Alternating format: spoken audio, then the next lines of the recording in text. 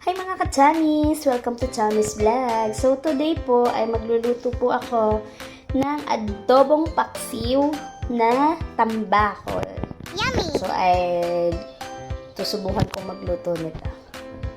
Tara, hiwa na tayo!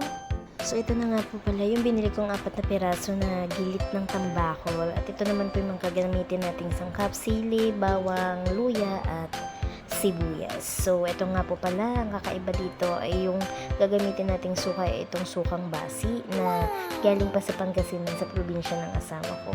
Na alam niyo ba itong sukang basi na to? Ito yung suka na tubo daw, galing sa tubo. Pero ang bango, ang sarap talaga.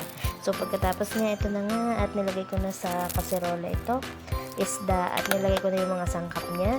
Tapos nilagyan ko ng buong paminta at ng siling green. So ito na nga at lalagyan na natin ng sukang basi para sa pangpaasim. Ang bango nito kamo sa paksiw. Try nyo pag nagkaroon kayo ng ganito. So nilagyan ko na rin po yan ng pampalasa na at nilagyan na natin ng tubig para pagkatapos niyan atin ang papakuluan. Oh, bago ko pala makalimutan, naglalagay pala ako ng mantika sa paksiw para mas malinamnam siya pag naluto. Kayo ba naglalagay din ba kayo ng ganyan? A few moments later. So at this point nga po ay kulong-kulo na ang ating paksiw na tambakol at naglalagay po ako ng konting asukal para po balanse yung lasa niya.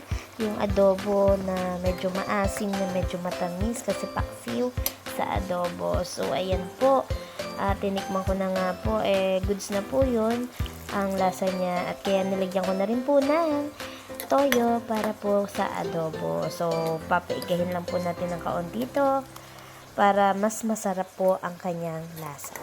1 minute later. So ganito na nga po yung consistency na hinahanap natin, yung hindi na masyadong masabaw na naglalapot-lapot na yung sabaw niya at naiiga na ng kaunti. So mga katamis, ito na po at pinatay ko na yung apoy. Nakita niyo naman na nakakatakam na.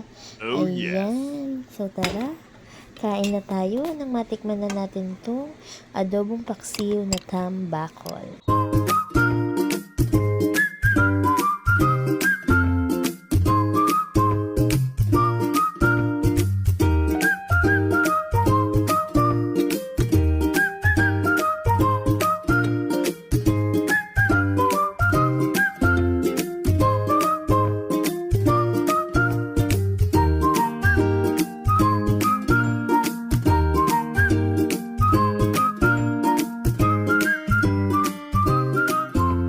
So paano makatamis? Bye! Kain na rin kayo dyan!